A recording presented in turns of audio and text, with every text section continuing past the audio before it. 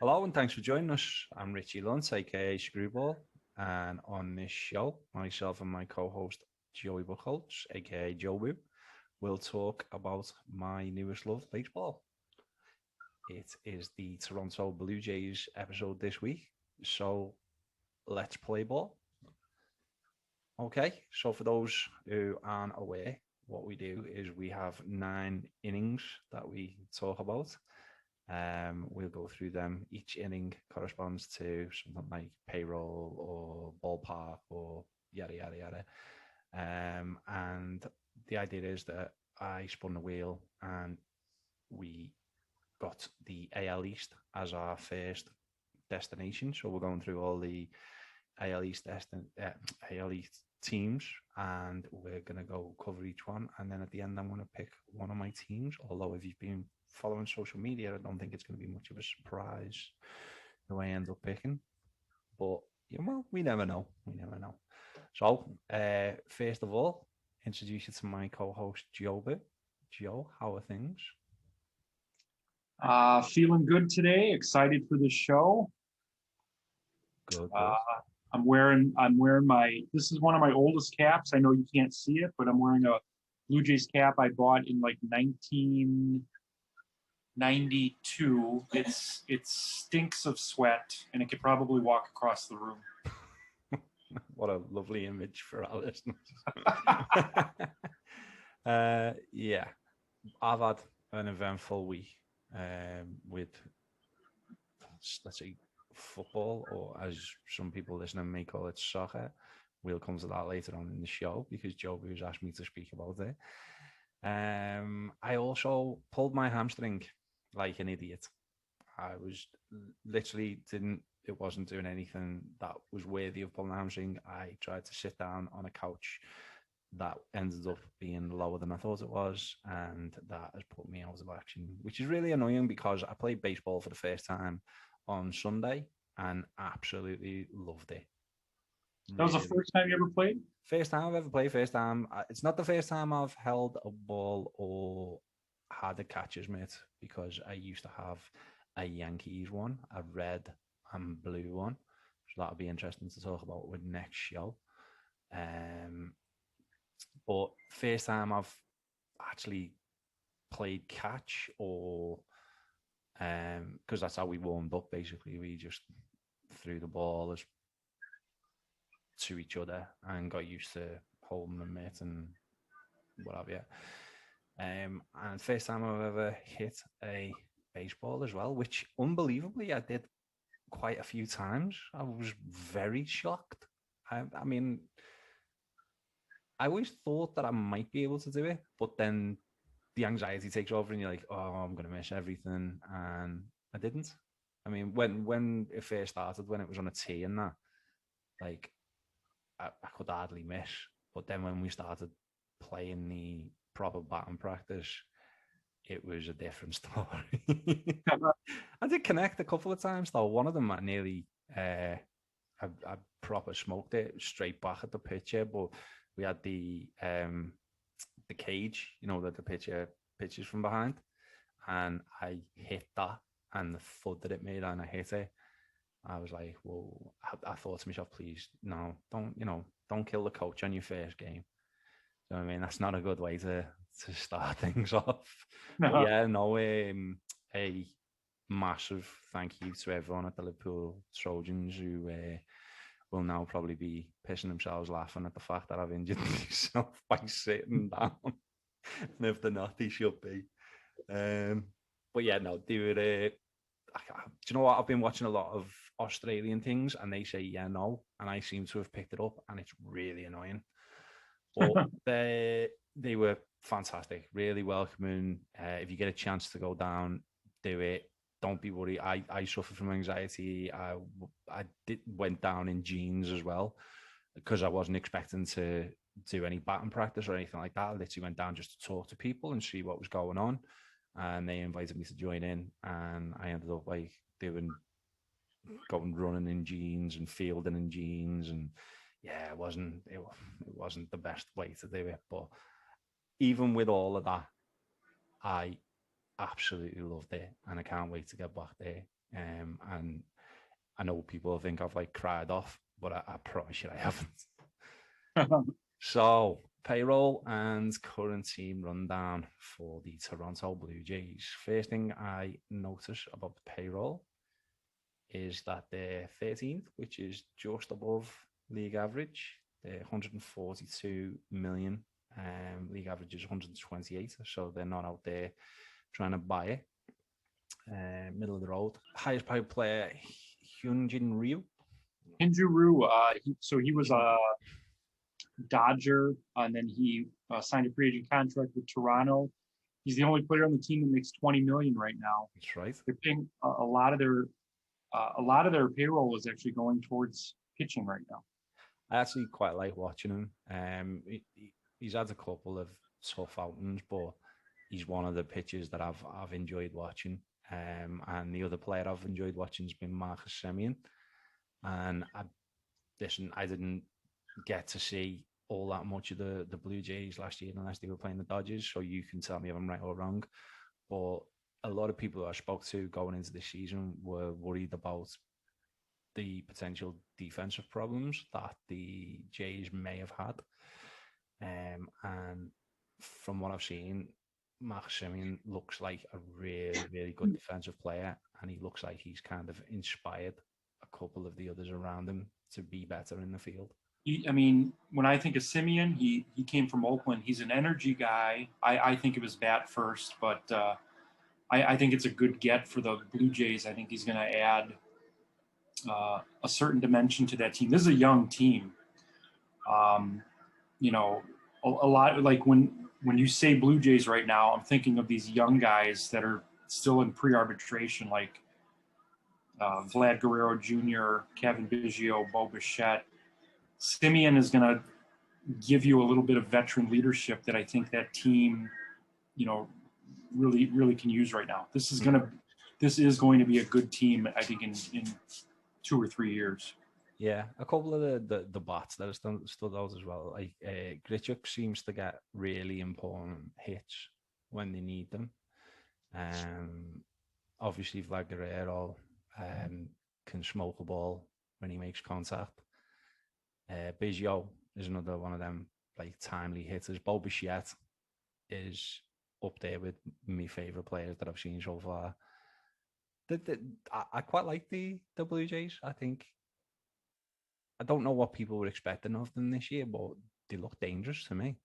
Did you see what Bichette did yesterday? I did see what he did yesterday, and someone posted it on the UBU. Yeah, Jonathan hitting the ball out of Fenway.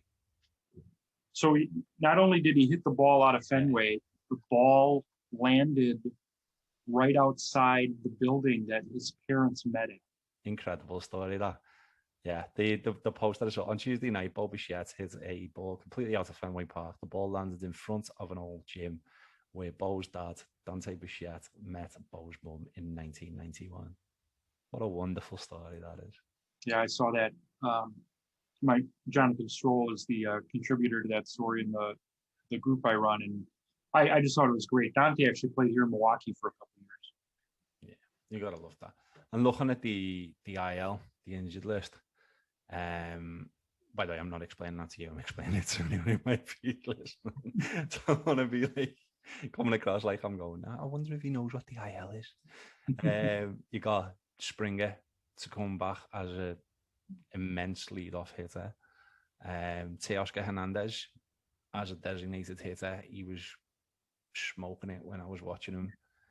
And one of the players who I really, really liked, who really stood out to me early doors, was Julian Merriweather.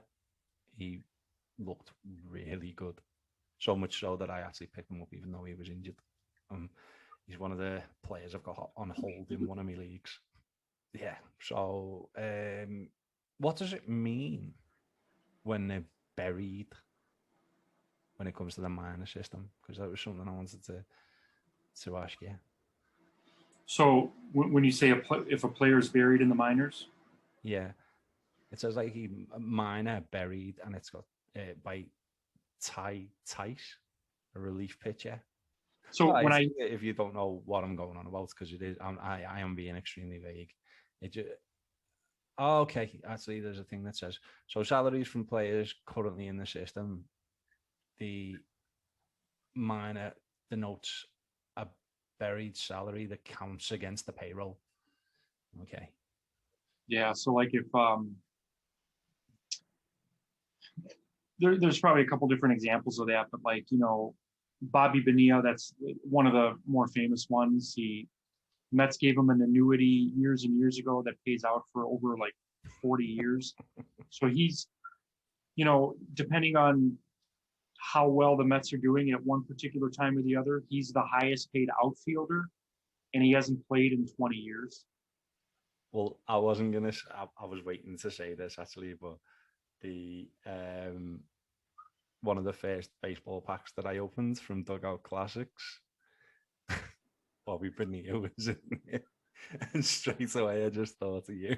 I was like, Was oh no. is he a Pirate or Met or Oh, I in the haven't card? got a clue, mate. I will find out for the next show for you because I'm Okay, going through all these cards now. Speaking of cards, I actually got another set from. nice. I bought these ones though I wasn't given them.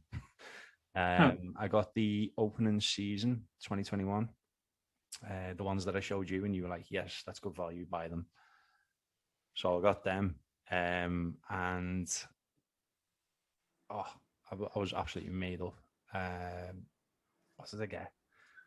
The Peter Alonso. We were talking about it before the show. Peter Alonso relic card. Nice. Yeah, I mean, not one of my favorite players. I do obviously appreciate him and know that he's a beast.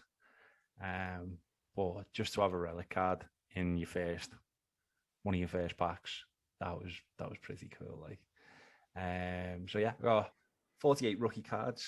My favorite was Tyler Stevenson, because he had the picture of him looked like he was looking up, about to catch a ball, but he's got bubble gum, and it just looks like a really cool picture.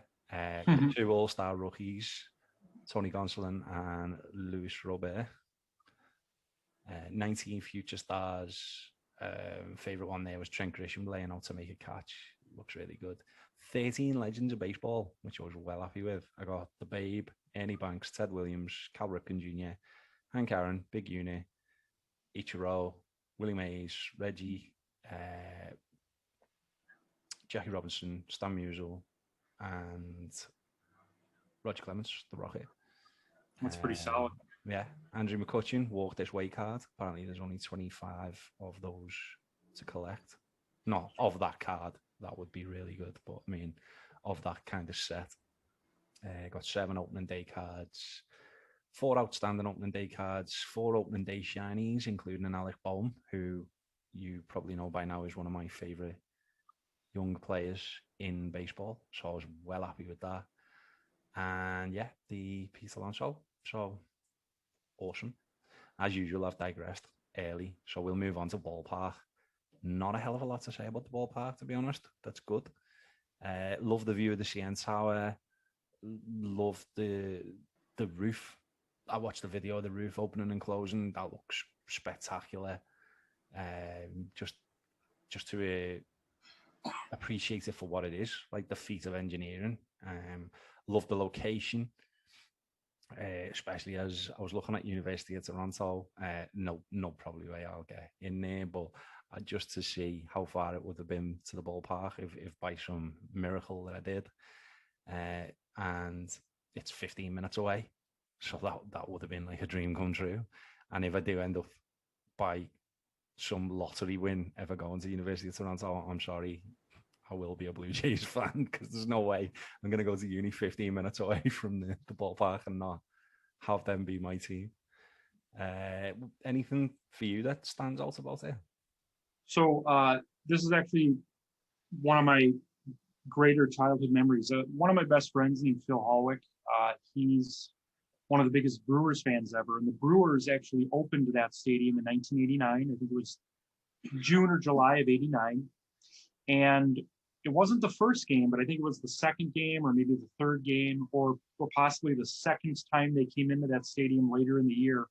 He and I recorded an entire play-by-play of the game, and we watched it a couple times. we're still looking for that tape. But that's my earliest memory of what I still call Sky Dome. I know it's called the Rogers Center now.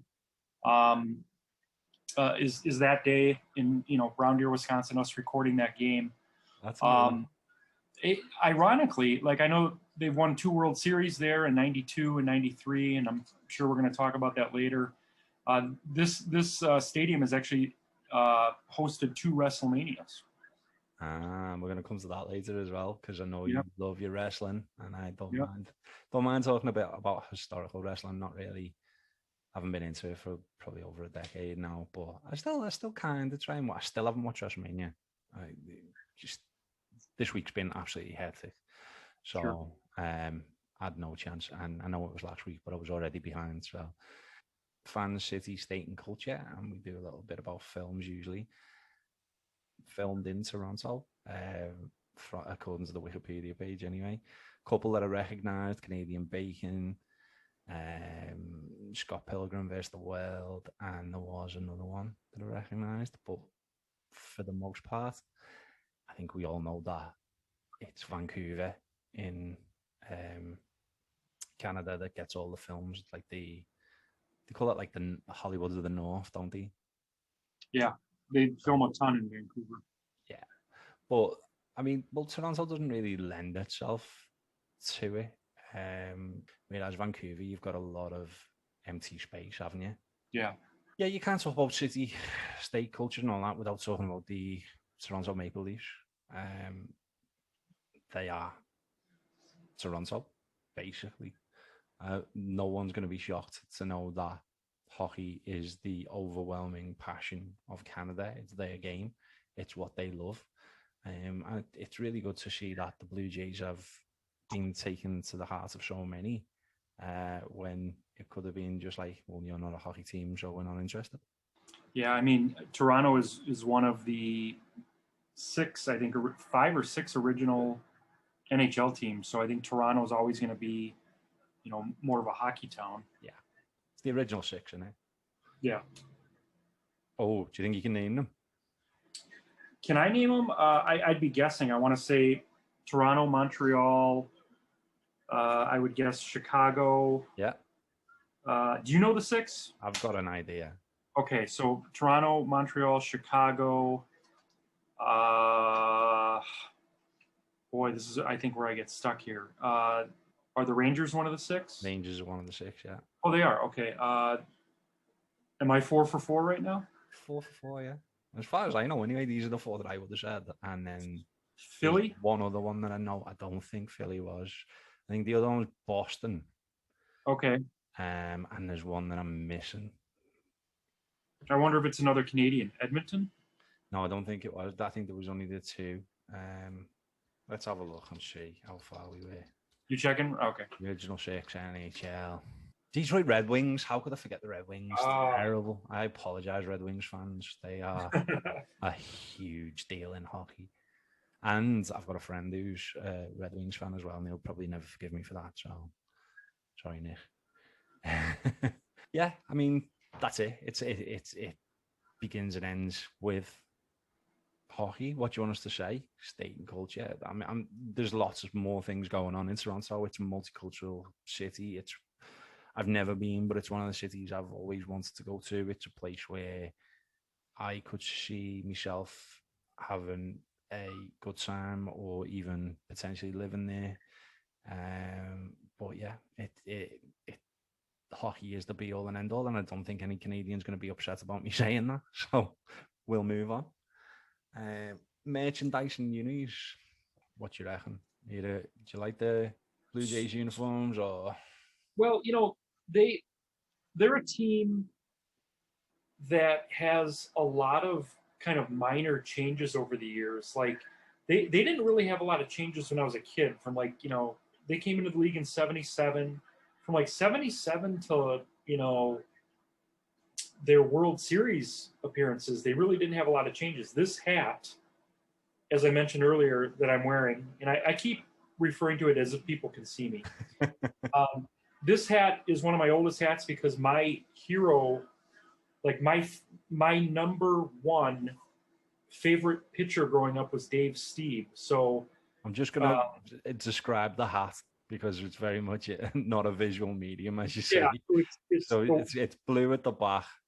Well, it's like the majority blue, but with a kind of white rectangle towards the front, and the Blue Jays logo with the Canadian maple leaf, red maple leaf, yeah.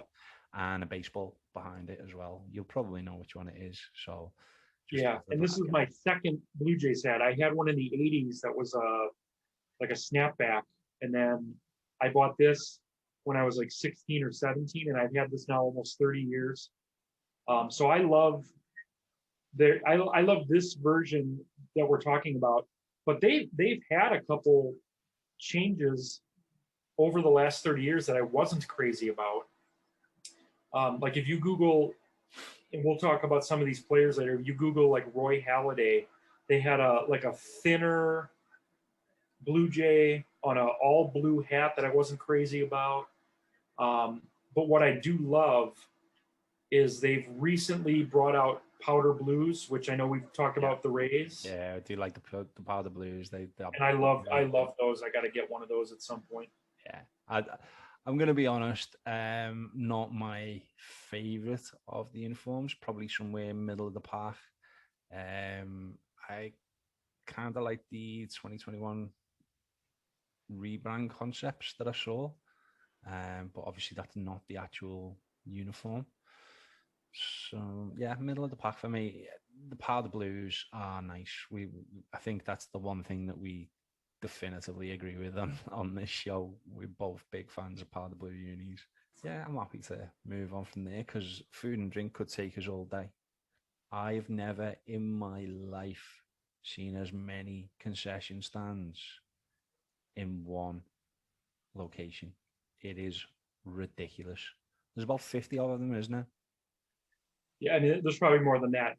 The Sky Dome is essentially a mall. I mean, I've never been there, but when they built that in '89, it was so ahead of its time. It was such an attraction that the Blue Jays were actually the first major league team to draw 4 million fans in 1991. It's insane. I've honestly never seen anything like it. Just, I mean, I've never been, as I say, but just reading the amount of concession stands that are, I honestly can't. I can't get my head around it. How is that possible? How is it that big? How many? It's next level. Well, and speaking of, I mean, just the word level, like I think the Sky Dome itself, and I'm not 100% sure on this, but I think the Sky Dome itself is one of the taller buildings because they have hotels in it, they have restaurants, they have office buildings. Variety's insane. You can go from burrito cantina to Caribbean wrap to cheesy steak sandwich, cotton candy, poutine. Obviously, poutine. It's Canada. What you expect? I love poutine, so I like poutine and hockey. So most Canadians are fine by me, and vice versa. You can get Haagen-Dazs bars. You can get jalapeno and cheese corn dogs. You can get Korean fried chicken sandwiches. I'd be here all day long, trying to tell you that pizzas, obviously, pulled pork sandwiches, hot dogs. You want it, you'll find it. Absolutely ridiculous menu. And we haven't even come to the beer, wine, and liquor. And I'm not going to because I'd be here all day again. I'll mention the liquor because they've got 1, 2, 3, 4, 5, 6, 7 places that are selling hard liquor in the stadium.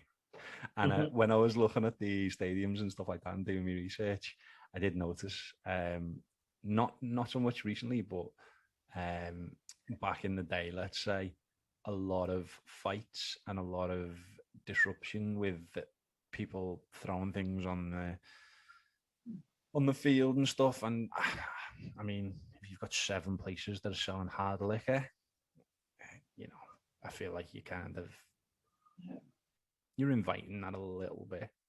Don't get me wrong, I love the idea of it, and listen, if I can go and get a bourbon and watch a game of baseball, or whiskey and watch a game of baseball, I'm not against that in any way, shape, or form. But I think we all know there's a certain element of fans that can't be trusted.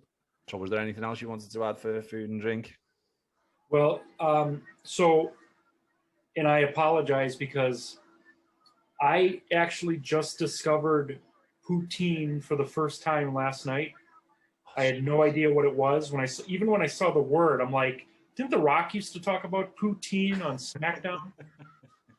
For those of you that don't know what it is, like myself, it's French fries and cheese curds covered in gravy. Oh, it's so good. I mean, that just sounds like the best thing ever. It is, and there's a place near here that does poutine, because I live in the city centre. So, like, don't get me wrong, there's not like poutine places all around Liverpool or anything. But because I live in the city centre, you get like certain perks. One of them is the poutine place. The first time I had poutine, I had it with like pulled pork and all that. Didn't work at all. Second time, I just had proper poutine, and it was amazing. Just, it's so good. There's I used to work at a restaurant down the street that I may or may not come back to at some point. They don't serve this, but they do serve fries. They do serve curds. They do have gravy. I might just make my own homemade concoction because I'm fascinated with this idea. Oh yeah, go for it. Go for it. I mean, I would consult a Canadian first and make sure that you're not doing any crimes to poutine, as I was told that my first poutine was a crime to poutine. But yeah, go for it, man. It's really good. If you get a chance, I'm trying to find out where the place was that I got it from. Poutine. There won't be many places. Caribou poutine. That's it. And yeah, just get the normal poutine. Don't put all the other stuff on it. Just have the cheese curds, the chips, and the gravy, and enjoy. I think being from Milwaukee as well, you'd probably love it because you all love cheese, don't you? I mean, we live for cheese. So cheese curds, like on their own, is like a religion here.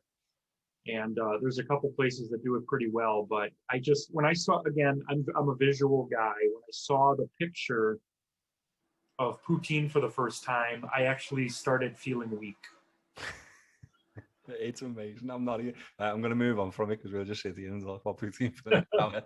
But I've got a few friends who are Packers fans, and I've told them about it as well because I know how much they like to get involved in the culture and stuff like that. And I know it's Canadian, but anything to do with cheese, and most of them are in. Yeah, so that brings us on to the legends. I mean, it's Roberto Alomar, isn't it? Really? Alomar, when he was in his prime, he was probably, he was the best second baseman in the league at the time. And I would probably consider him a top 5 all-time second baseman. Wow. I'll be honest, I've not seen anywhere near enough to kind of rank any of the legends anywhere. But from what I saw about him, he looked very exciting. It looked like the kind of player you'd pay to watch. You'd pay the admission fee just to watch him. And obviously the other one that has to be mentioned is Roy Halladay. Yes. Am I right in thinking this is the guy who passed away, unfortunately? Yeah, I don't remember the specifics. I think it involved a helicopter crash, if I remember correctly. He was very young. He had just retired. I think he was like 40, 41 or something like that. He was really good, obviously, in Toronto, but he became almost legendary with Philly. One year he threw a no-hitter, or he threw a perfect game in the regular season and then threw a no-hitter in the same season in the postseason. And that's where he became like legendary. But I actually think of Halladay as a Blue Jay. Interesting. Phillies fans everywhere frothing at the mouth right now. But Yeah. Blue Jays fans, happy to hear that, I'm sure. Yeah, obviously it's a sad story and that. But I really enjoyed watching him pitch. As I've said before, I'm not new to baseball. I've just never really had a team that I've wanted to follow. And when I say I'm not new to baseball, I watched a couple of games. I was never really a baseball fan. But Roy Halladay is, by chance, one of the people who I got to watch. And obviously, The Perfect Game was something that made its way around. And I didn't get to see the whole thing, but I've seen the highlights. And yeah, it was special. And the no-hitter, obviously, as well. Carlos Delgado. There's a few names on here. Tommy Fernandez, Dave Stieb. Steve. I was right the first time. Should have bathed myself. George Bell, Joe Carter, and one that I do know of. Again, I've been able to see him, not obviously live or anything like that, but I've been able to see him at the time. Was Joey Bats. Yes. Yeah, because I got to know Joey Bats when he started winding people up with his bat flips, which I have no problem with, by the way. You don't want me to do a bat flip? Like me personally, I'm not that guy. I'm not going to do that unless I deliberately want to wind someone up. But my thing is the same as when people say in college, don't run the score up. Stop me. You don't want me to do it. Stop me. Yeah. It's as simple as that. You don't stop me. I can do what I want. Within reason, obviously. Within the laws of the game. And talking of the laws of the game, we've spoken about this before. To me, baseball is cheating. There's different levels, there's different gradients, if you like, but if you can get away with it, I've got no problem with it. The only problem I've got is if it's off the field. If you're using technology, then no, then it's not. It's not like pure cheating, if you like. If ever there was like an oxymoron. Yeah. Any other legends or personal favorite players that you'd like to mention before we move on? Well, again, Dave Stieb. I wanted to be Dave Stieb as a kid. I would actually pitch against my elementary school wearing a hat similar to this one. So that's always the first name that comes to mind. So tell us about Dave Stieb then. What positions did he play? What was he known for? What were his attributes? Dave Stieb was a starting pitcher, and he's best known for, he had 2 or 3 starts where he was 1 out away from a no-hitter, and I believe he did it in back-to-back starts where he went 8 2/3 and he didn't get the no-hitter. He ended up finally getting it a couple years later, but I don't know. I liked his delivery. I tried to mimic his delivery. He had a really cool mustache, which, I might at some point start a podcast on the best mustaches in baseball history. Oh yes, count me in on that podcast. That is definitely something I want to be interested in. It's going to Rolly Fingers has got to be in the conversation, surely. Yeah, it's going to happen. But Joe Carter and food. That's it. That's our next podcast. That's it. I don't know, crumbs in the tash. There you go. I'm trademarking it right now. So another player, and I don't know if we mentioned him yet, but Joe Carter, not a historically great player. I think he was like a 240 hitter lifetime, but hitting that walk-off homer in '93, he'll never pay for a dinner or a drink again in Toronto. And then a manager, Cito Gaston, I think of because he was at the helm for those 2 World Championships, and he did come back. He had a second stint as manager there. So those are the, I guess, on-field legends that I think of. Excellent. I can appreciate all of that. I need to do more research again, as I always do. This is it's basically homework for me. We do the podcast. I learn a few things from you. I then get to go and watch these players and go, wow, it's It's a really good way to learn baseball. I'm not saying that like I'd be ready for some test at the end of it, but I'm loving it. I'm genuinely loving it. Everything about it, playing it, collecting the cards, watching full game every now and then when I get the chance, and then every highlight. Literally haven't missed a highlight for any game so far, and don't intend to either. It's just brilliant. Absolutely loving it. Legends for the media. It's going to be a tricky one because I don't have any. This is where I kind of, because of the hectic week and all that, something I had to give, and it was media legends, which is really bad from someone who's about to study media and communications. I know there's a couple TSN. I know that the guys, what was that show that they used to have on TSN that just got cancelled? No, it's gone. Do you know any? So, two names that come to mind. One, Buck Martinez. He actually played for the Blue Jays, the Brewers, maybe a couple other teams.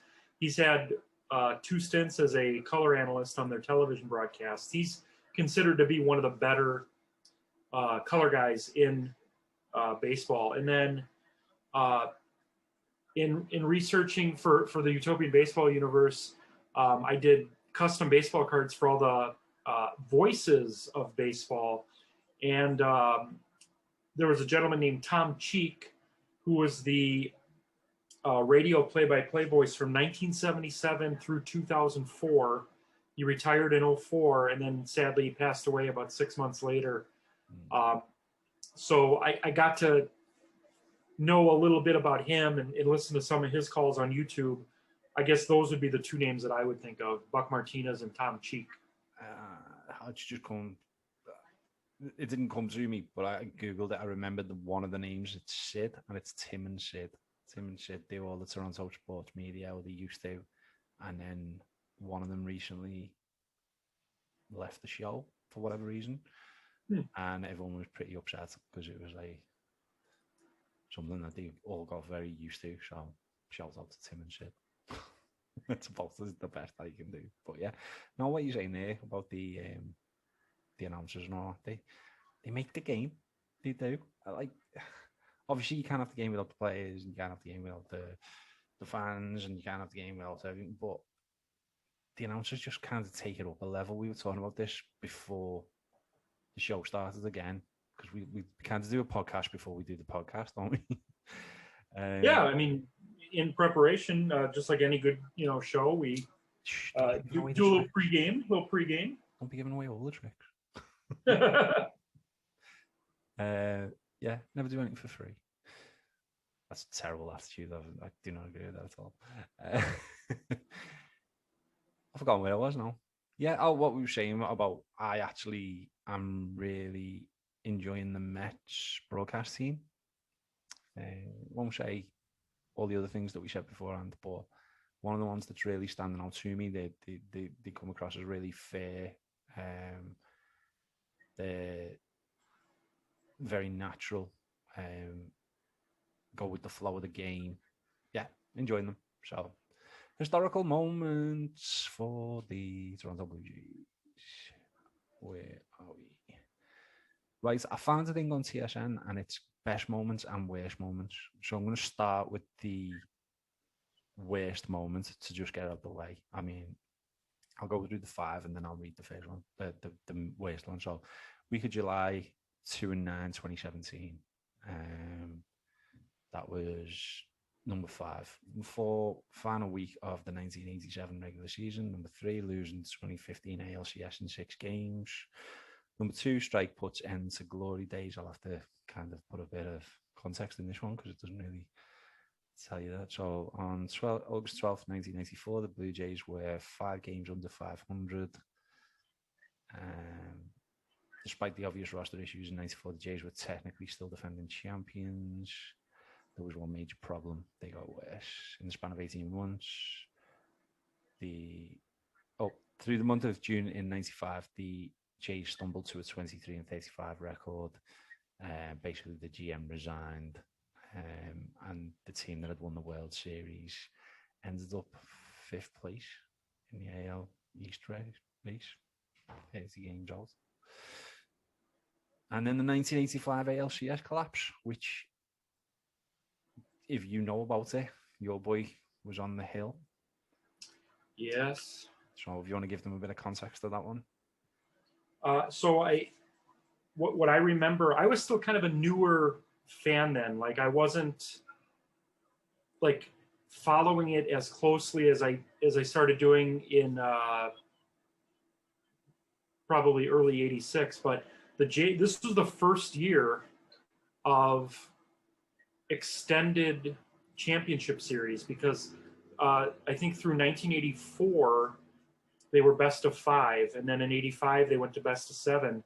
The Blue Jays had a 3-1 lead in that series and lost the next 3 games. The Royals ended up winning the championship series and then ended up upsetting the Cardinals in the '85 World Series. So, I mean, the Blue Jays were so close, but then, 7 years later, they ended up accomplishing it. But, yeah, it was just they probably were the best team in all of baseball that year. Yeah. I'm not being funny, but you gave more context than I have got written in front of me. The only thing I can add is the collapse happens on October the 16th. They lost 6-2 in Game 7, and Dave Steve was on the hill, as you said. Yeah, not a nice time for them. Sorry to bring it up, but I did actually have a lot of respect for the fact that they did the 5 worst moments and the 5 best moments, because usually it's just like, look at us, how great are we? But I always think that the whole journey is important, not just the good times. And I think the bad times make the good times even sweeter. So, best moments, first game they played, April 7th, 1977. They won 9-5. One of only 54 that they get to enjoy. Jays clinch first AL East pennant. So that was October 5th, 1985. Led by a strong rotation of Dave Steve, Jimmy Key, and Jim Clancy. It was Doyle Alexander spinning a complete game in the 5-1 win over the Yankees on the penultimate day of the '85 season that sealed the team's first trip to the playoffs. Good on them. Skydome opens its gates June 5th, 1989. They do love their Skydome. Second was Jays win the World Series, obviously. And third was Jays win the World Series.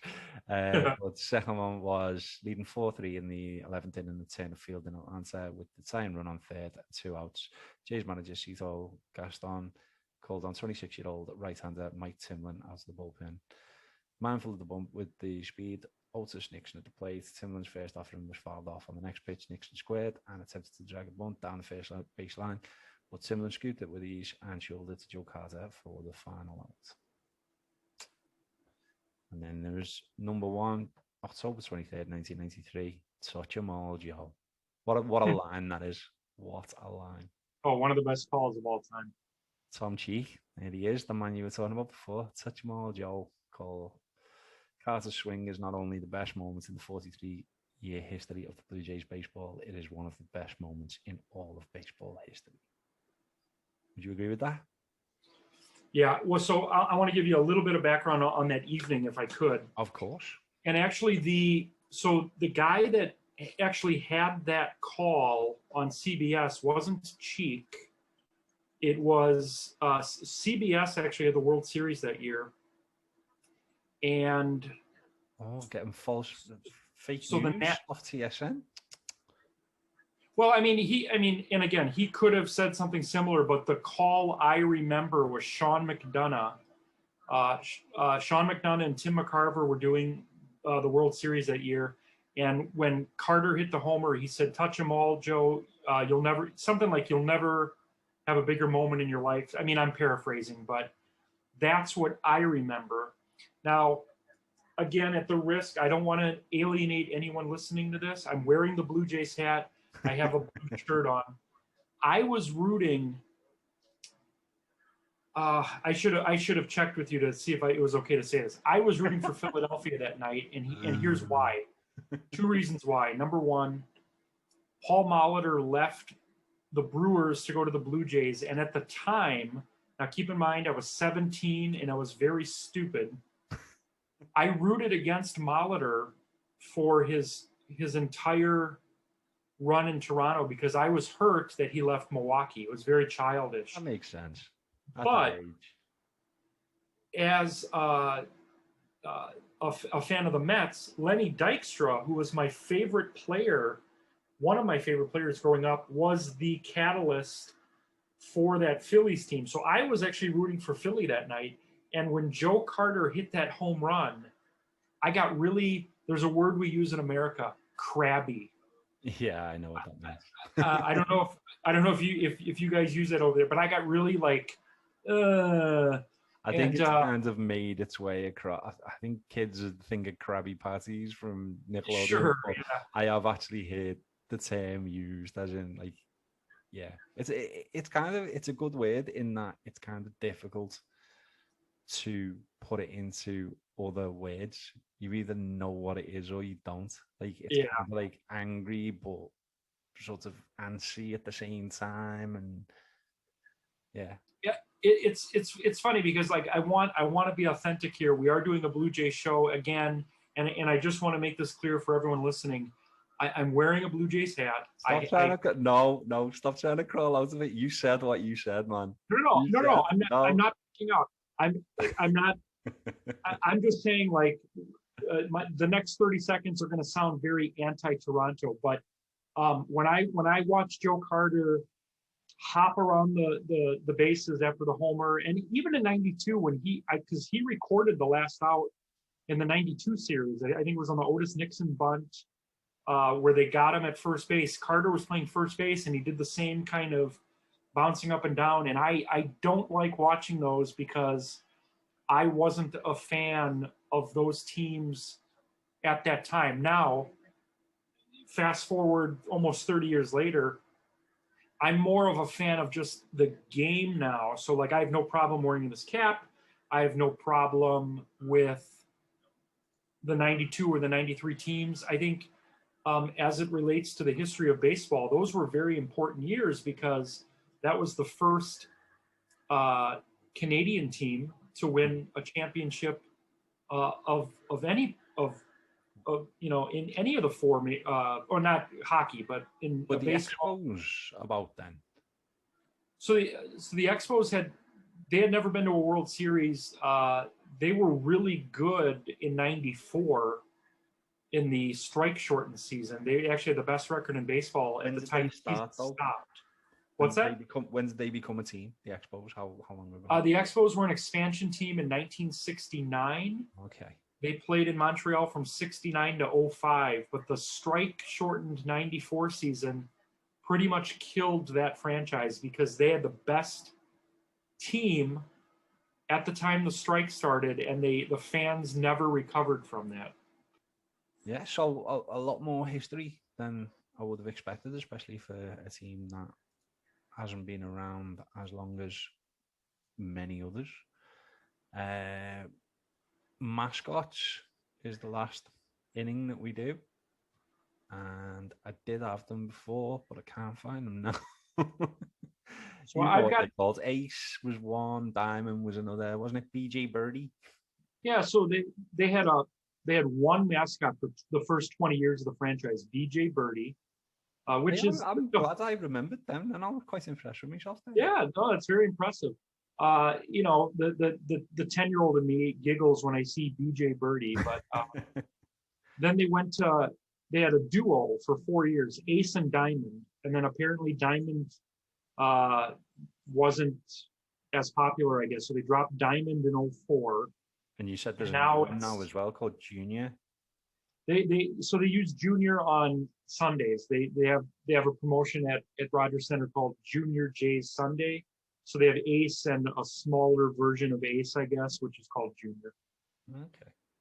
Yeah, we couldn't find a picture. Which was the one that we couldn't find a picture for? Was it Diamond? Probably Diamond, because it never existed. Yeah, it's just, I guess, I mean, if a mascot only lasts 4 years, it apparently wasn't that popular. It's like like a bad gimmick in wrestling where the guy's like a plumber. And it's like, he's my favorite. That I'm gonna make him my favorite. I've never seen a picture of him, but Diamond forever. There you go. Works on so many levels. I love how it took you that long to just either decide whether it was worth a laugh or not. Yeah, so that brings us kind of to the end, other than the fact that there are two things that you wanted to talk about or ask me. So go for it. What would you like to know? So obviously we've got listeners here that probably follow Richie on Twitter or on other social media sites. Something happened in soccer, football, that Richie is very passionate about. And what I've asked Richie to do today is kind of explain what's going on and then give me and the listeners, if you can, what the equivalent would be if this was happening in Major League Baseball. What's going on? Jesus, over 48 hours, it was football Armageddon. The major teams across Europe decided that they were all going to go and set up a new league. They still wanted to stay in the old ones. They still wanted all the privileges from the old ones, but they decided they were bigger than everyone else, including my former team, Liverpool. And that is something that I will never forgive them for.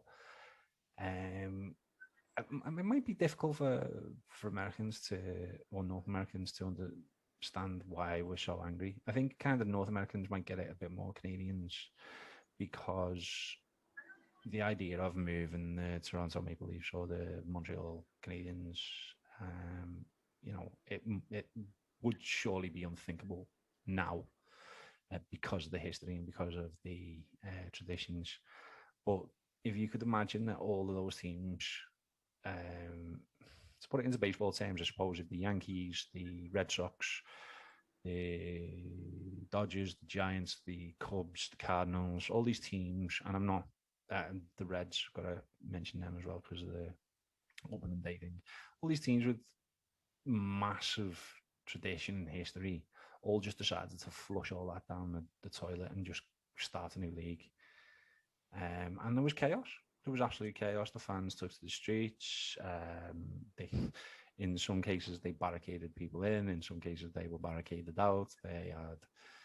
In some cases, their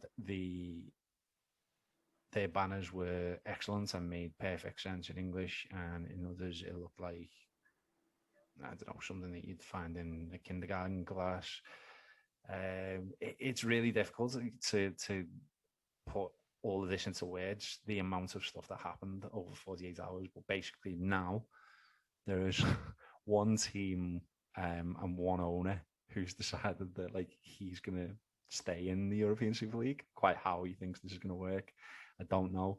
But he says that everyone's got binding contracts and that he will come after them if they don't honor said contracts. His name is Florentino Perez. He is an asshole. He is the Real Madrid president, and he's trying to hold the rest of European football to ransom to get more money, basically. His idea is that Real Madrid, one of the richest clubs in the world, who, even though you don't know soccer or football, you probably know Real Madrid. He's decided that the unbelievable amount of wealth that they amass is not enough. He's used the pandemic and the knock-on effects of a slight down year for Real Madrid as an excuse, and said that football will be finished if they don't get this European Super League together. I hope any of this is making sense because it's something I'm really passionate about. It's something I'm really angry about. But at the same time, football is a massive hypocrite anyway. The kind of people who've come out and said, oh no, you can't take football from the fans. Football is the people's game and all that. They're the same people who exploit us week in, week out, from TV figures, from who lie to us in the media or frame the media so that they give us a message that keeps us on side. maybe there'll be a big revolution over this. Hopefully there will. A couple of very influential people have stood up and said that not only are we not having this European Super League, things need to change now. It's time for us to get the game back. But to describe it in baseball terms, how can you? Hope did a good job naming some of those historical teams, and if your team wasn't named, it's nothing out of any kind of bias or disrespect. It's just those are the teams that someone who is learning about the game knows have really important history. Yeah, I mean, there's not much more to say. It's diabolical. Football's been dying for a long time, and one of the reasons that I came to baseball in the way that it did is because I don't want to follow Liverpool anymore. I don't get the same enjoyment I used to. I feel like a customer now. I don't feel like a fan, and I'm fed up of it. And yeah, I know baseball is not perfect. I know that there's issues with the teams holding cities to ransom to some degree for stadiums, and I know there's steroids and cheating and stuff like that. But if you compare it to football, I mean, FIFA and UEFA are a mafia who literally will come to your country and change the laws of your country to make money and leave, and then the laws that they've changed will impact the lives or even lead to the death of people. The amount I was reading the other day that over a 10-year period since the stadiums have been built in Qatar, that 6,500 people have died. Many of them were people who were working on the stadiums. What happened was they gave them their passports. They had their passports taken off them because they were immigrants, and they were told that they had to work until such time it was finished. And then if they didn't get their passports back, people were committing suicide and all that. It's really dark, but this is what football is, and it's why I want no part of it anymore. If I do stay with football, I'm going to go and find myself a third division team who have none of this on their conscience. I'm disgusted with Liverpool. I'm disgusted with Chelsea. I'm disgusted with Manchester City overall because they have human rights abusers as owners. Same as Paris Saint-Germain. The game is dying. It will soon be dead if we don't change it. And yeah, I mean, I didn't know where I was going to go into there, but I'm going to leave it there because I could carry on. And it's not really in the spirit of the podcast, but you asked, so I will answer. Hope that's because I've seen process, these. I've seen headlines about like this Super League, and so I was just trying to understand like a money grab. Simply, it's a money grab. It's all of the things I've just said there. We're no longer fans, we're customers. The 150-year tradition of the game doesn't matter to these people. The fact that these clubs are integral to their communities doesn't matter to these people. The fact that the smaller clubs below the Premier League will be negatively affected doesn't matter to these people. Nothing matters, just the almighty dollar, and I don't want to be part of it anymore. Would this I want to just try to kind of better understand what's going on here. Would this be the same if, like, let's say the Red Sox, Dodgers, Yankees, Angels, Cubs decided to start their own league, or am I way off here? No, that's exactly it is. That's what I was saying. As the teams that I picked there before, Dodgers, Giants, Red Sox, Yankees, Cubs, Cardinals, they're the main six for me for rivalries and history and what have you. But then obviously the Reds as well because of the opening day thing, as I mentioned. If they all just decided, right, we don't care about Major League Baseball anymore, we're better than everyone else in here, we're going to start our own league. It's kind of like the AFL and the NFL. Okay. The way they kind of came together to form one league. Well, it's kind of the reverse of that. Oh, I see. Okay. Yeah, it's complicated. If anyone has any questions about it, feel free to ask me, because people should know, and people should know what scumbags UEFA and FIFA are, and you know, yeah, and it makes me extremely angry and extremely upset, and it is what it is, as we say. Yeah. But yeah, I mean, if you have any other questions, feel free to ask them. But on a lighter note, you wanted to talk about wrestling, didn't you? Because you were at the Sky Dome and your eyes lit up. Well, I mean, we don't have to talk at length about it, but just as a piece of trivia, so WrestleMania 6, which was in 1990, and WrestleMania 18, which was in 2002, were both at the Sky Dome. And this is, I guess, maybe a conspiracy theory, or there's some mystery behind this, but those were the only two ever WrestleMania losses for Hulk Hogan. Were both in Toronto. And I've read that his contract basically gave him creative control over anything happening in the States, because I think the way it worked was, even though Vince McMahon was the producer for the WWF and WWE at the time, any shows in Toronto, they actually were promoted under kind of a different umbrella, and then they just had permission to use like the WWF name. So what I've read, I think on multiple different websites, was Vince wanted Hogan to drop the belt to Warrior. Yeah. Hogan, liked to play that creative control card a lot. So Vince sought out Toronto because Hogan would have no control over that if it was in Toronto. And then I just think it's, what a coincidence that 12 years later he has one of the, again, bigger marquee matches with The Rock, and it's also in Toronto. I think he would have been more likely to do business, if you will, with The Rock, because he was essentially the biggest star in wrestling, if not the world at the time, or becoming that. But I just find it interesting that the only two times that Hogan ever lost at WrestleMania were outside of the United States, and I think that might have something to do with it, the way his contract was. Well, the Canadian influence on wrestling is huge, isn't it? Because you got the Montreal Screwjob as well. Yeah, the Montreal Screw. Oh yeah, boy, that's another podcast. Food. What was the other one? What were we going to do? We were going to do a food one. Oh, food mustaches and wrestling. That could be like a whole thing. Really quick too, Richie. I want to correct myself from earlier in the show in case people are starting to riot.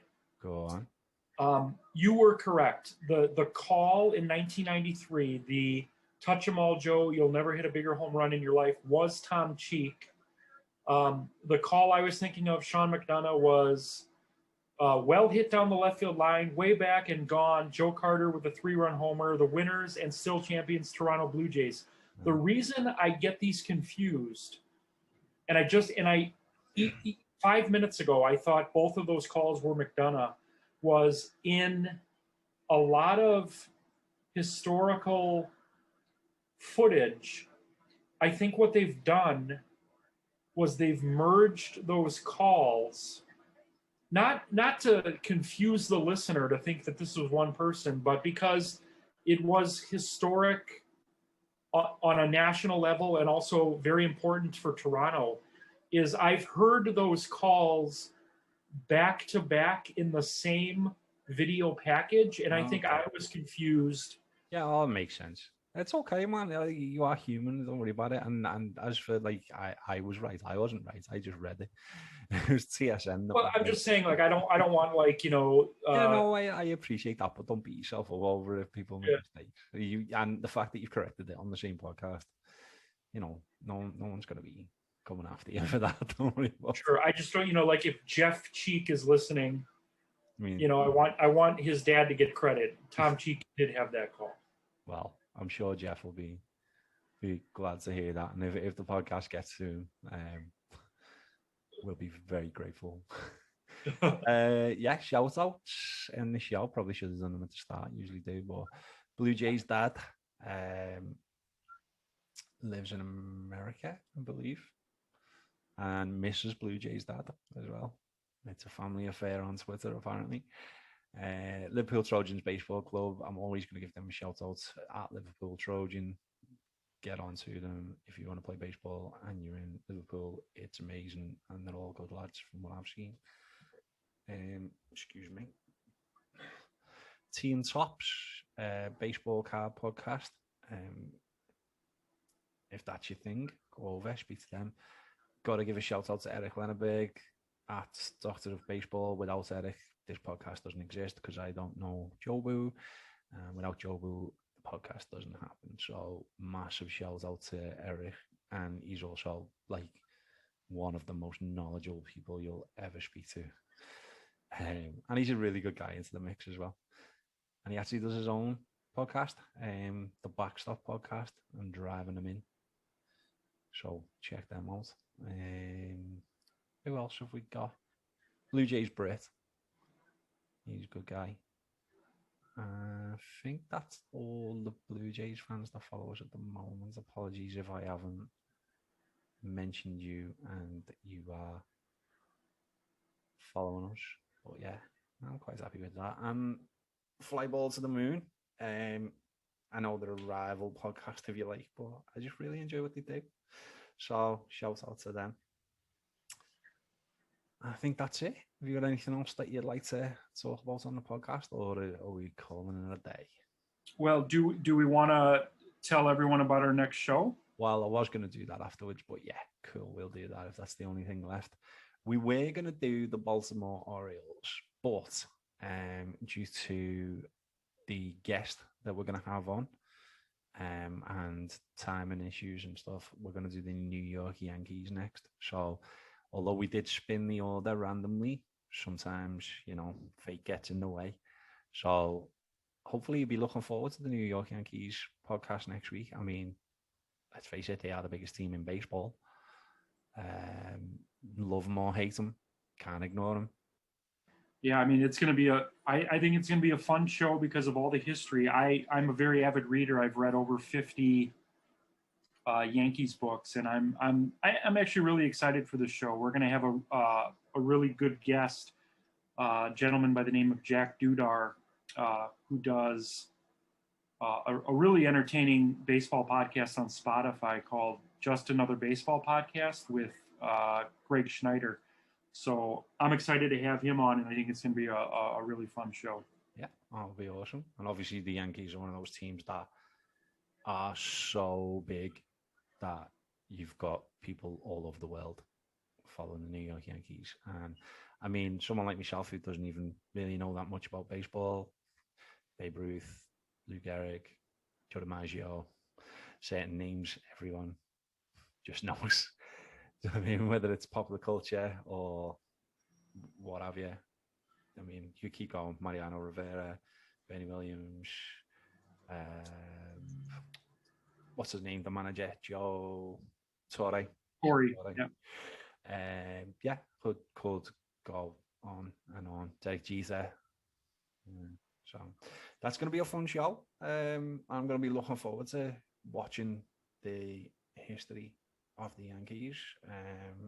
Might be a few things that I'll say that maybe Yankees fans don't like. Might be a few things that I'll say that they did. Who knows? You have to join us.